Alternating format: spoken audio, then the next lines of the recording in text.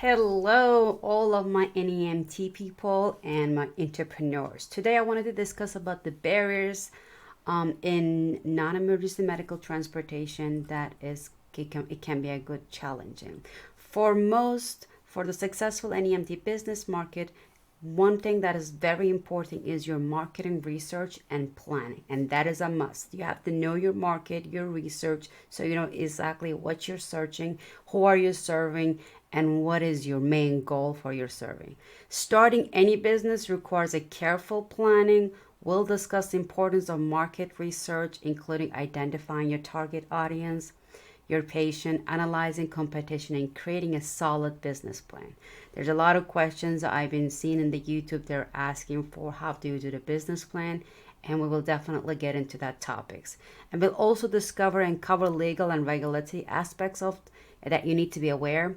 And you need to know that a lot of different states, they do have their own strict rules that define them. I'm more familiar with the Virginian rules, but I do have a lot of experience with the other state as well. In the upcoming videos, I'm creating a 5-day video program where we'll be building fundamentals, basics for your business. So now let's get into the practical steps of building your medical transportation business. We'll discuss everything from acquiring to the right vehicles to hiring and training staff, setting up your dispatching system, and ensuring safety and quality standards that you have to meet, right? Absolutely. So let's dive in deeper into the practical steps involved in building your medical transportation business. This is where rubber meets the road, right? The success of your vendor hinges on careful planning and execution for your goals and your plans. Here's what we'll cover in the next 4 to 5 days in my videos. So first we'll be talking about acquiring the right vehicle. That will include starting a medical transportation business begins with the right sets of wheels, right? You'll need a vehicle designed for transporting patients and safely and comfortably. This includes the ambulatory vehicles, the wheelchair accessible vans, and non-emergency stretchers.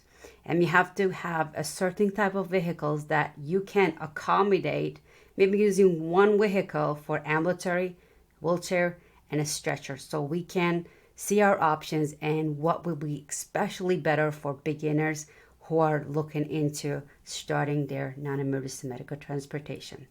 And in our further videos, we will discuss how to select the source these videos, considering the factors like safety features, accessibility, and you have to consider your budget, what you can afford.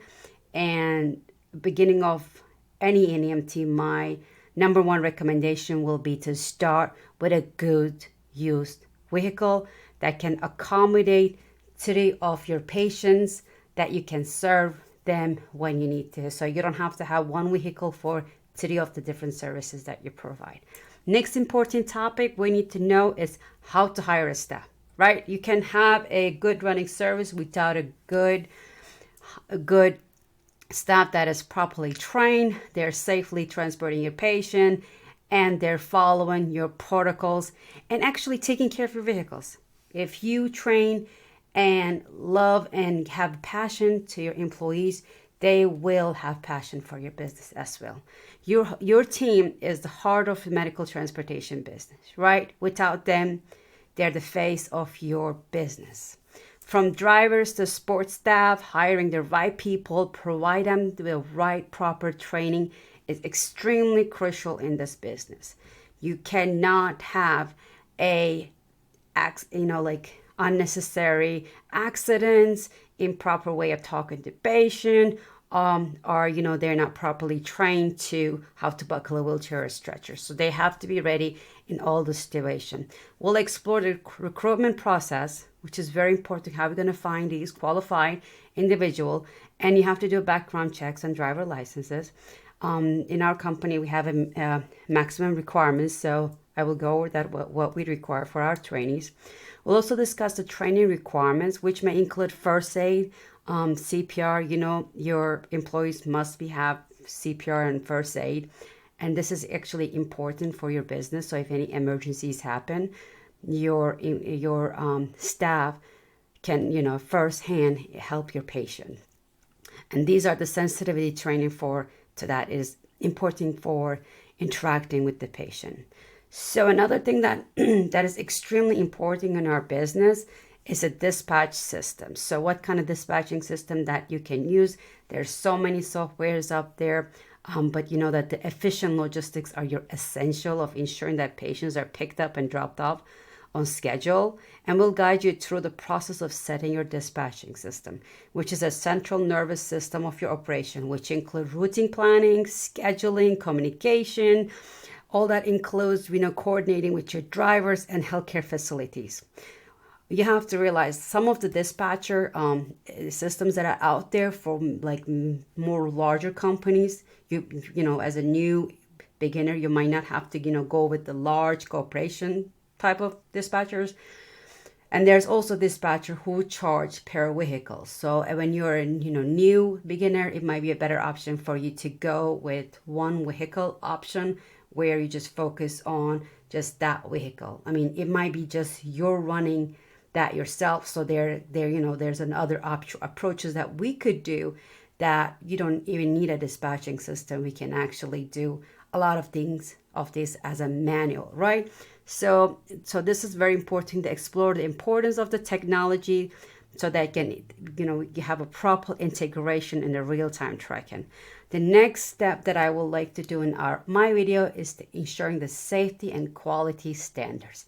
Number one thing that we focus in our company is ensuring that the patients are met the premium quality standards and their safety. If you cannot do a transportation that doesn't provide a safety to the patient, do not do it. It's just, I have seen a lot of NEMTs in this industry. They take on patients that they cannot do, and they have harmed the patients. So patient safety is very essential for medical transportation business. We'll discuss the rigorous safety standards and quality controls that must be in place. This includes your vehicle maintenance, daily, weekly, monthly, and the cleanness. You have to make sure infection control. In the COVID time, we had to pretty much disinfect the car from inside out. And that was one of the requirements each of our patients had. We couldn't complete we had to complete one patient before we go to the next patient. So these are the things that you have to consider, and you have to be ready if you have a patient that needs, they have an immunocompromised, and then they will tell you, I need to have specific cleanness or equipment or something, and then you have to be ready. Make sure that you comply with that. And compliance is also, with your state and federal regulations. There's a lot of state and regulations, even though they're minimum, you have to follow through. So we'll go over that. We'll also touch on the maintenance, maintain the patient confidentiality, like the HIPAA and all that, and importance of professionalism in every interaction. A lot of your patients will only provide you with their name, pickup address, drop-off address, and who is their responsible party. And, at the end or the beginning of their transportation, they will do your payment. And, there's a softwares that you can do. Either you can take the payment beginning of the transportation or end of the transportation. I will teach you exactly when to take the transportation, your funds, because it does make a lot of difference on the minds of the patient, how you have trust in them. And then the next, by the end of these all segments, you'll have a clear roadmap for practical steps to building your medical transportation to success. Whether you're just planning stages or already have your business running up, these insights will definitely help you navigate the complexities of the industry and establish strong foundation. I look forward to seeing you guys tomorrow. And we will be going into a lot of these topics in more details. So like, comment, ask questions, and that way I will be able to focus and give you guys more of the things that you guys want to hear and the challenges that you guys are facing. And then I can answer a lot of the questions that you guys have. Chill out, peace, take care of each other, and we all love you. And thank you so much for serving the patient and serving the community.